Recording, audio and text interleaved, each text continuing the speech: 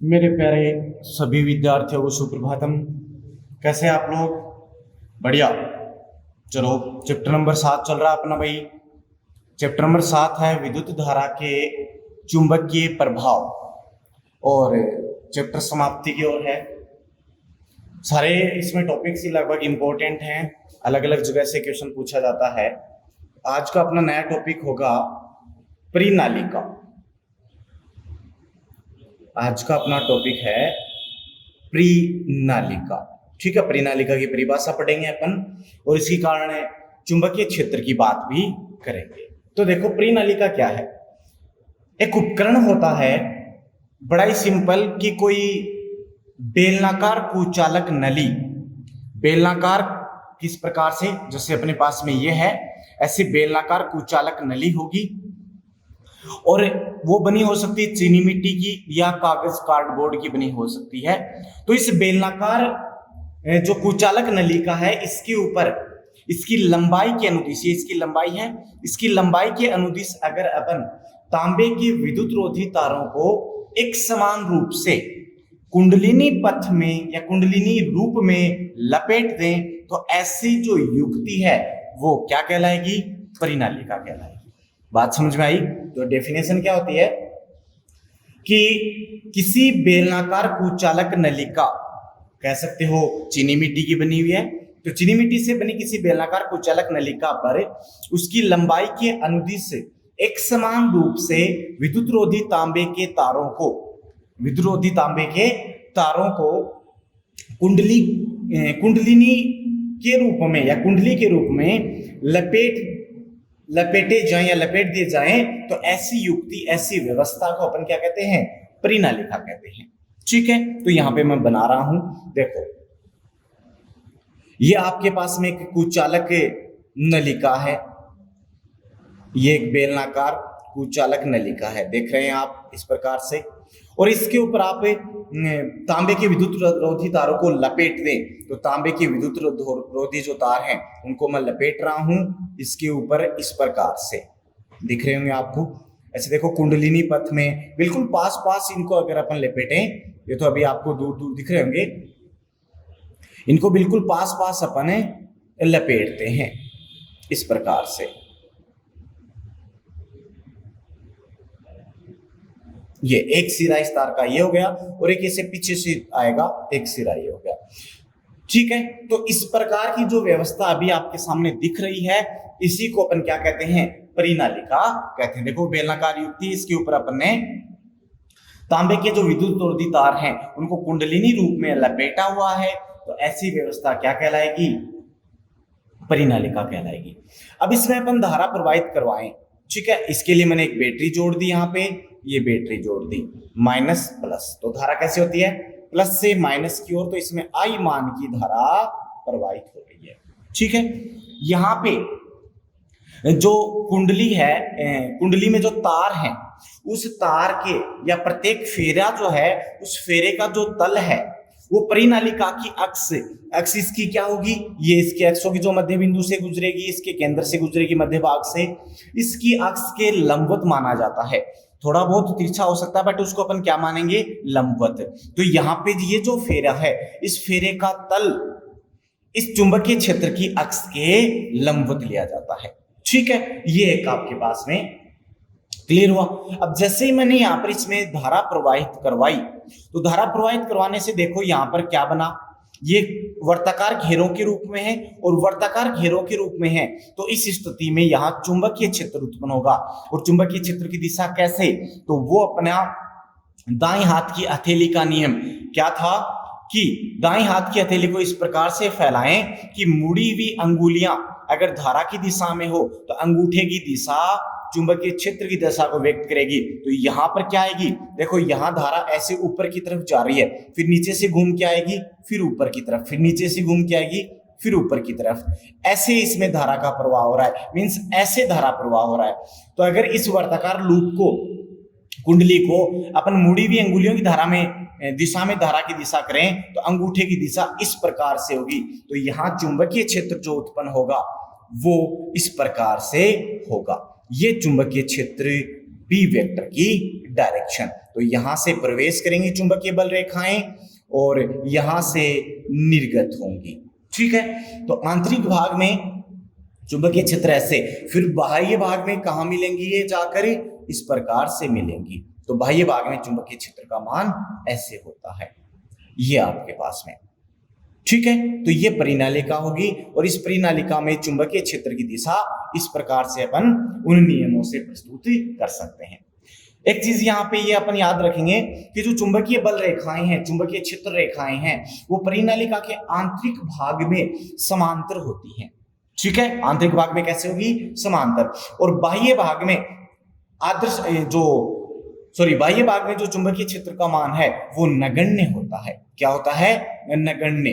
ठीक है, और अगर आदर्श परिनालिका की बात करें तो आदर्श परिनालिका क्या होती है, आदर्श परिनालिका आपके पास में होगी कि उसकी जो लंबाई है वो उसकी त्रिज्या की तुलना में बहुत ज्यादा है, या मैं ये कह दूं उसकी त्रिज्या उसकी लंबाई की तुलना में बहुत कम है, तो वो एक आदर्श परिनालिका होगी। और आदर्श परिनालिका के जो आंतरिक भाग है उसमें यहाँ पे चुंबकीय क्षेत्र का मान पाया जाता है और अक्ष पर मैक्सिमम होगा, और जो बाह्य बिंदु हैं उस बाह्य बिंदुओं पर चुंबकीय क्षेत्र का मान क्या होगा, शून्य होगा। क्या होगा, शून्य। तो उस चुंबकीय क्षेत्र का जो रिप्रेजेंटेशन है वो यहाँ पे मैं इस प्रकार से व्यक्त कर रहा हूं। देखें आप लोग, एक आदर्श परिनालिका के लिए व्यक्त किया जा रहा है। आदर्श परिनालिका जो है उसके लिए चुंबकीय क्षेत्र का मान इस प्रकार से होगा।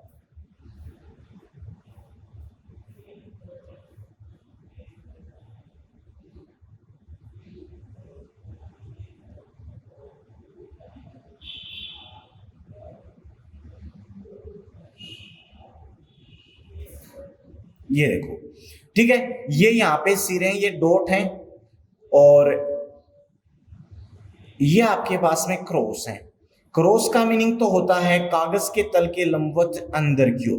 क्रॉस का मीनिंग होता है कागज के तल के लंबवत अंदर की ओर, और डॉट का मीनिंग होता है उसकी डायरेक्शन है कागज के तल के लंबवत बाहर की ओर। ये डायरेक्शंस होती हैं भाई चुंबकीय क्षेत्र की। ठीक है, अपन पहले भी ले चुके हैं। तो यहाँ पे देखो चुंबकीय क्षेत्र यहां से बाहर आ रहा है और यहां अंदर हो रहा है। ठीक है, यहां से बाहर और यहां अंदर, तो चुंबकीय क्षेत्र की दिशा कैसे होगी फिर, तो देखो इधर से आ रहा है और इधर जा रहा है, तो अंगूठे की दिशा, इट मींस ये वाली जो डायरेक्शन होगी, ये डायरेक्शन किसकी होगी, चुंबकीय क्षेत्र की डायरेक्शन होगी। तो देखो आदर्श परिनालिका में चुंबकीय क्षेत्र इस प्रकार से रिप्रेजेंट करना आपने को, यहाँ पे ये डायरेक्शन, अगर अपन इनको चेंज कर दें तो डायरेक्शन भी चेंज हो जाएगी। ठीक है, और इसके बाह्य बिंदुओं पर चुंबकीय क्षेत्र का मान क्या होता है, शून्य। आंतरिक भाग में चुंबकीय क्षेत्र का मान होगा मैक्सिमम। ठीक है, और वो समांतर होता है, या चुंबकीय बल रेखाएं जो होती हैं वो समांतर होती हैं, और जो बाह्य भाग है उस पर चुंबकीय क्षेत्र का मान है शून्य होता है। क्लियर है, ये आपके पास में हो गई परिनालिका। डेफिनेशन समझ में आई? ओके, अब नेक्स्ट है अपनी अनंत लंबाई की परिनालिका में चुंबकीय क्षेत्र कितना होगा। अनंत लंबाई की परिनालिका में चुंबकीय क्षेत्र क्या होगा वो अपने को देखना है। तो अनंत लंबाई का मतलब यहाँ पे अपन अनंत लंबाई नहीं ले रहे, बहुत ज्यादा लंबाई ले रहे हैं उसकी त्रिज्या की तुलना में। ठीक है, उसी को अपन यहाँ पे अनंत लंबाई बोलते हैं। तो यहाँ पे अपन माने कि स्मॉल r त्रिज्या और कैपिटल L लंबाई की एक परिनालिका है। ठीक है, और उसकी जो लंबाई है वो उसकी त्रिज्या की तुलना में बहुत ज्यादा है। ठीक है, तो उस स्थिति में अपन उसको अनंत लंबाई की परिनालिका मान सकते हैं। और अनंत लंबाई की परिनालिका मानेंगे तो मैंने उसी प्रकार से इसको फिर से रिप्रेजेंट किया है। ये देखो, तो इसमें चुंबकीय क्षेत्र इस प्रकार से रिप्रेजेंट होगा। ये अभी अपन ने दर्शाया था, वही अपन फिर से दर्शा रहे हैं। ये चुंबकीय बल रेखाएं जो हैं ये समांतर हैं भाई। कैसे हैं? समांतर हैं। ठीक है, तो ये इसको मैं रिप्रेजेंट कर रहा हूं पुनः, और यहाँ पे जो ऊपर की साइड में डॉट था वो डॉट रिप्रेजेंट करेंगे, नीचे की साइड में क्रॉस था वो क्रॉस रिप्रेजेंट करेंगे। ये क्रॉस हो गया आपके पास में। ठीक है, और ये डॉट हो गया आपके पास में। तो डॉट होता है देखो बाहर की ओर कागज के तल के लंबवत, क्रॉस होता है कागज के लंबवत के अंदर की ओर। तो ऐसे ही चुंबकीय बल रेखाएं होंगी, तो यहाँ डायरेक्शन होगी, तो ये चुंबकीय क्षेत्र की दिशा इस प्रकार से। ठीक है, धारा की दिशा ऐसे तो चुंबकीय क्षेत्र की दिशा ऐसे। अब इसमें अपने को चुंबकीय क्षेत्र का मान निकालना है, तो उसके लिए अपन क्या करें, यहां पर एक आयताकार लूप की कल्पना करेंगे और वो आयताकार लूप का कुछ भाग परिनालिका के अंदर है और कुछ भाग परिनालिका के बाहर है। तो एक आयताकार लूप की कल्पना की है मैंने, ये एक आयताकार लूप है, ये देख सकते हैं आप, ठीक है। इसको भी नाम दिया मैंने PQRS, ठीक है। इस आयताकार लूप की दिशा ऐसे है, P से Q, Q से R, R से S और S से P। क्लियर है इतना? यहां पे इसकी भुजा की लंबाई L है और चौड़ाई इसकी B है, ठीक है, इतना माना। अब यहां पे जो परिनालिका ली है उस परिनालिका में प्रति एकांक लंबाई में फेरों की संख्या, प्रति एकांक लंबाई में फेरों की संख्या, ये भी अपने कहा प्रति एकांक लंबाई में, वो अपन ने कितना माना, n माना। और एक फेरे में से प्रवाहित धारा कितनी हो गई, I हो गई। ध्यान से समझना आप, प्रति एकांक लंबाई में फेरों की संख्या कितनी मान के चल रहे हैं, n, और एक फेरे में से प्रवाहित धारा कितनी मान के चल रहे हैं, I मान रहे हैं। इतना समझ में आया? ओके। अब इसमें चुंबकीय क्षेत्र निकालना अपने को, तो एक बंद लूप माना, देखो यहाँ पे ये लूप माना, तो इस PQRS लूप में से जो चुंबकीय क्षेत्र निकलेगा वो कितना, उसका मान अपने को निकालना है। तो कहां से, एम्पियर के नियम से। एम्पियर के नियम से क्या लिखेंगे, एम्पियर का नियम याद है आपको कि किसी बंद लूप में से, बंद लूप के चुंबकीय क्षेत्र का रेखा समाकल उस लूप में से प्रवाहित कुल धारा और निर्वात की चुंबकनशीलता के गुणनफल के तुल्य होता है। गणितीय रूप में क्या था, गणितीय रूप में था क्लोज सरफेस या close path B vector dot dl vector is equals to mu not summation है I, और यहाँ पे क्लोज पाथ कितना है, PQRS। इतनी बात समझ में आई? PQRS चार भुजाओं में बटा हुआ, तो अपन इसको चार भुजाओं में डिवाइड करेंगे। एक PQ है, एक QR है, एक RS है और एक SP है। ये चार भुजाओं में अपन क्यों डिवाइड करें, क्योंकि चारों के लिए चुंबकीय क्षेत्र का मान है भिन्न भिन्न हो सकता है, या चारों के लिए इनके मध्य का कोण जो है B वेक्टर और DL वेक्टर का वो भिन्न भिन्न हो सकता है, इसलिए अपन इनको चार भागों में विभाजित करते हैं। तो देखो चार भागों में विभाजित करोगे तो क्या बनेगा, P से Q B vector dot DL vector बनेगा क्या, प्लस में Q से R B vector dot DL vector बनेगा क्या, प्लस में R से S B vector dot DL vector, plus में S से P B vector dot DL vector, और is equals to mu not summation I। अब डॉट हटाएंगे तो प्रत्येक के लिए थीटा आएगा। अब देखो एक बार डायग्राम में चलते हैं, तो देखो PQ की दिशा P से Q की ओर है, तो ये इसमें अगर कोई अल्पांश लेता हूं तो उस अल्पांश की दिशा B वेक्टर की दिशा में होगी, तो PQ के लिए थीटा का मान कितना, 0 डिग्री। ध्यान से समझना, PQ जो भुजा है इस पर मैं कोई अल्पांश लेता हूं DL, तो उस DL की दिशा होगी उस पर खींची गई स्पर्श रेखा, और स्पर्श रेखा इसी दिशा में खींची जाएगी, ये DL की डायरेक्शन, B वेक्टर की डायरेक्शन भी इधर ही है, तो यहां पे इस भुजा के लिए थीटा का मान है 0 डिग्री। फिर मैं चलूंगा QR पे, देखो QR पे DL की डायरेक्शन ऊपर की तरफ, B की डायरेक्शन इधर की तरफ, तो इसके लिए जो थीटा होगा वो 90 डिग्री होगा। क्लियर है? सेम इसी प्रकार से SP के लिए क्या होगा, DL की डायरेक्शन नीचे की तरफ और B की डायरेक्शन इधर, तो ये इस प्रकार से डायरेक्शन हो जाएगी, तो यहां भी कितना हो जाएगा, 90 डिग्री। और SR के लिए थीटा तो अपने पास 180 होगा, लेकिन यहां ये जो लूप है ये लूप इस परिनालिका से बाहर स्थित है, और परिनालिका से बाहर स्थित, तो यहाँ चुंबकीय क्षेत्र का मान क्या होगा, 0 मानेंगे। क्या मानेंगे, 0 मानेंगे। तो चारों के लिए क्या लिखा जाएगा, मैं यहां से लिख सकता हूं PQ के लिए थीटा बराबर 0 डिग्री, और QR और SP के लिए थीटा बराबर 90 डिग्री, और RS के लिए B बराबर 0। तो यहां से रखूं मैं, तो PQ BDL cos 0, ठीक है, प्लस में QR BDL cos 90। क्लियर है? प्लस में ये कंप्लीट 0 हो गया, सो 0, और प्लस में SP B D L cos 90 और बराबर म्यू नॉट समेशन आई। देखना जरा यही बनेगा क्या? कोस 90 का मान कितना होता है भाई? 0 होता है। कोस 90 0, ये भी कोस 90 0, क्लियर है? 0। अब अपने को मान चाहिए किसका? समेशन आई का। समेशन आई क्या है? उस आयताकार लूप में से प्रवाहित होने वाली धारा।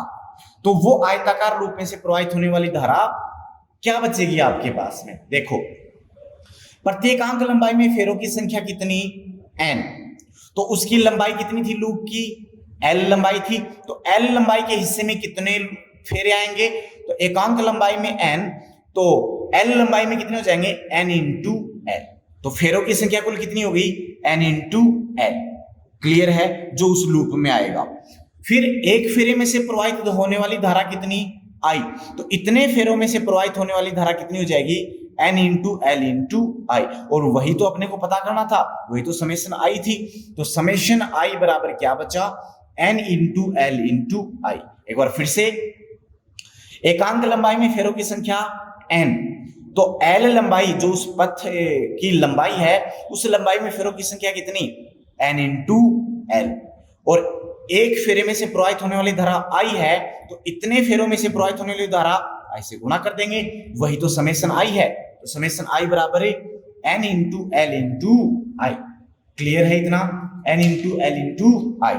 ठीक है, ये मान यहां रखा, ये टर्म्स 0 हो गई, तो क्या बचेगा? समीकरण बचेगा P से Q बी डी एल बराबर mu naught into N into L into I.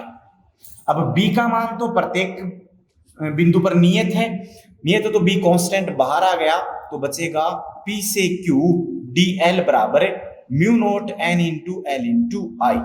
और इंटीग्रेशन डी एल P से Q बराबर क्या होगा? उसकी लंबाई कितनी है टोटल? पी क्यू भुजा की L है, L रखा, तो B इंटू एल बराबर mu naught N into L into I. देखो L से L कैंसिल आउट हुआ कि नहीं हुआ? तो यहां से B क्या बचेगा? B बचेगा mu naught N into I. और यही क्या होती है? परिनालिका की अक्ष पर या आंतरिक भाग में चुंबकीय क्षेत्र की तीव्रता। क्लियर है? तो B बराबर याद रखना, इसको आपको न्यूमेरिकल में काम आएगा। B बराबर म्यू नोट एन इंटू आई। एक बार फिर से रिपीट करें, यहाँ पे B क्या है? उसकी अक्ष पर चुंबकीय क्षेत्र। म्यू नोट क्या है? निर्वात की चुंबकनशीलता। ठीक है, और n क्या है? एकांक लंबाई में फेरों की संख्या। और I क्या है? प्रत्येक फेरे में से प्रवाहित होने वाली धारा। ठीक है, इसको दूसरे रूप में लिखने के लिए देखो, अगर मैं कहूं कि अनंत लंबाई है, उसमें लंबाई अगर अपन माने कुल लंबाई L है, कुल लंबाई कितनी है परिनालिका की? L, और वो कंप्लीट उस परिनालिका की जो लूप लिया उसको कवर कर रहा है। ठीक है, और साथ ही कुल फेरों की संख्या कितनी है? Capital N। कुल फेरों की संख्या कितनी है? कैपिटल N है।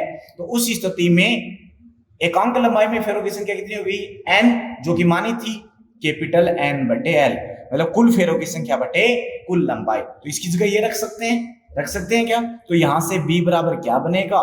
Mu naught capital N upon L into I. तो कुल लंबाई में ये रूप बनता है और एकांक लंबाई के लिए ये रूप बनेगा। क्लियर है? यहां से अपन देख पा रहे हैं, कहीं पर भी आपको R दिख रहा है क्या? नहीं दिख रहा। R दिख रहा है यहाँ पे? नहीं दिख रहा। तो उसकी त्रिज्या पर निर्भर नहीं करता। तो आदर्श परिनालिका की अक्ष पर चुंबकीय क्षेत्र की तीव्रता जो है वो परिनालिका की त्रिज्या पर निर्भर नहीं करती, साथ ही उसकी लंबाई पर भी निर्भर नहीं करती, एकांक लंबाई में जो फेरों की संख्या होती है उस पर निर्भर करती है। बात समझ में आई? क्लियर है? ओके, इसको चुंबकन के क्षेत्र में लिखें तो ये अपन 8th चैप्टर में पढ़ेंगे। अभी आप एक बार देख लो, चुंबकन क्षेत्र है और चुंबकीय जो क्षेत्र है दोनों डिफरेंट चीजें होती हैं। चुंबकन क्षेत्र को H से लिखते हैं। H बराबर अपने पास रिलेशन होता है B अपॉन म्यू नोट, या B बराबर होता है म्यू नोट H। ये रिलेशन अपन नेक्स्ट चैप्टर में पढ़ेंगे।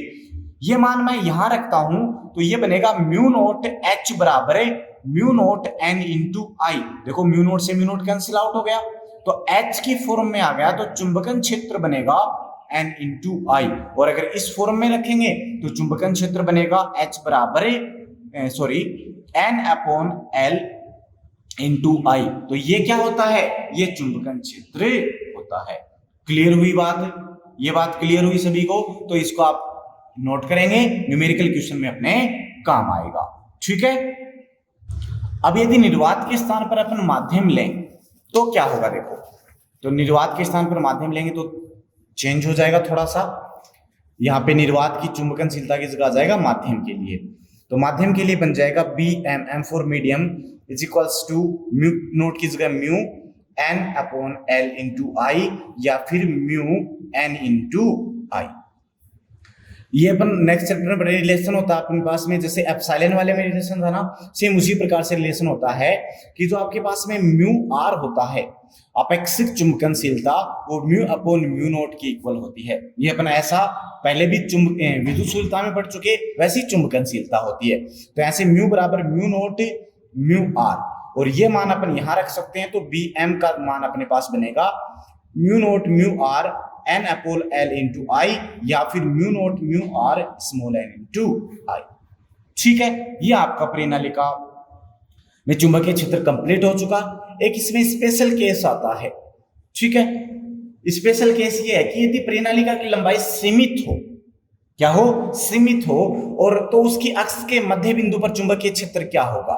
तो उस स्थिति में आपको दो एंगल दिए हुए मिलेंगे।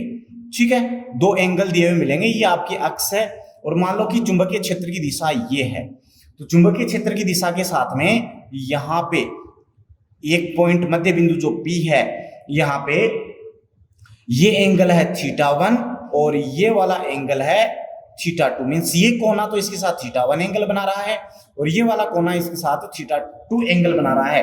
तो चुंबकीय क्षेत्र B बराबर क्या होगा? 1/2 mu naught N into I, और कोस θ1 माइनस कोस θ2। ये आपको डायरेक्ट याद रखना है, ये अपन आगे वाली क्लासों में पढ़ेंगे।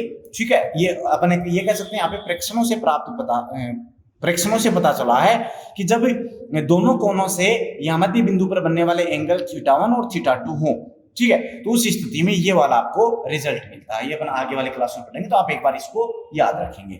अब यहां से एक सिरे पर चुंबकीय क्षेत्र पर निकालना चाह रहे हैं।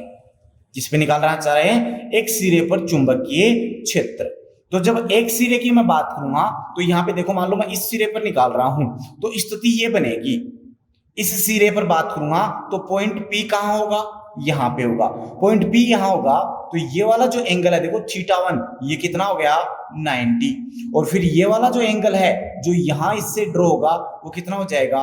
180 होगा। इस स्थिति में θ1 हो जाएगा 90 और θ2 हो जाएगा 180 डिग्री। क्लियर है? तो यहां पे इस स्थिति में ये 180 होगा, तो इस स्थिति में B बराबर क्या बनेगा? B बराबर आपके पास में बनेगा, B एंड लिख सकते हो आप, एक सिरे पर म्यू नोट एन आई अपॉन 2 और कोस θ1 मींस 90 और माइनस कोस θ2 180।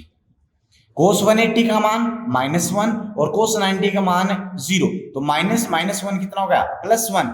तो B एंड बराबर बनेगा म्यू नोट एन आई अपॉन 2, ये बनता है। जबकि B सेंटर पर क्या आया था? सेंटर पर था म्यू नोट एन आई, तो देखो ये इसका आधा है क्या? तो यहां से रिजल्ट ये मिलता है कि अगर सीमित लंबाई की परिनालिका है, तो उस सीमित लंबाई की परिनालिका में किसी एक सिरे पर चुंबकीय क्षेत्र का मान, उसके केंद्र पर चुंबकीय क्षेत्र का मान कितना होता है? आधा होता है। ठीक है, तो ये भी अपने पास में एक्सप्रेशन काम आएगा न्यूमेरिकल क्वेश्चन में। ये आपको डायरेक्ट याद रखना है, और इसी के बेस पे अपन ने इसको निकाला है। क्लियर है भाई सभी को? तो ये आपका परिनालिका, और उस परिनालिका के कारण उसकी अक्ष पर चुंबकीय क्षेत्र की तीव्रता और किसी एक सिरे पर चुंबकीय क्षेत्र की तीव्रता का व्यंजक है। क्लियर है? तो जो भी आपके डाउट्स हैं उनको आप पूछ सकते हो, कमेंट बॉक्स में कमेंट करें। और अगर आपको ये वीडियो पसंद आता है तो ज्यादा से ज्यादा इसे शेयर करें और इसे लाइक भी करें आप साथ में। ठीक है, धन्यवाद।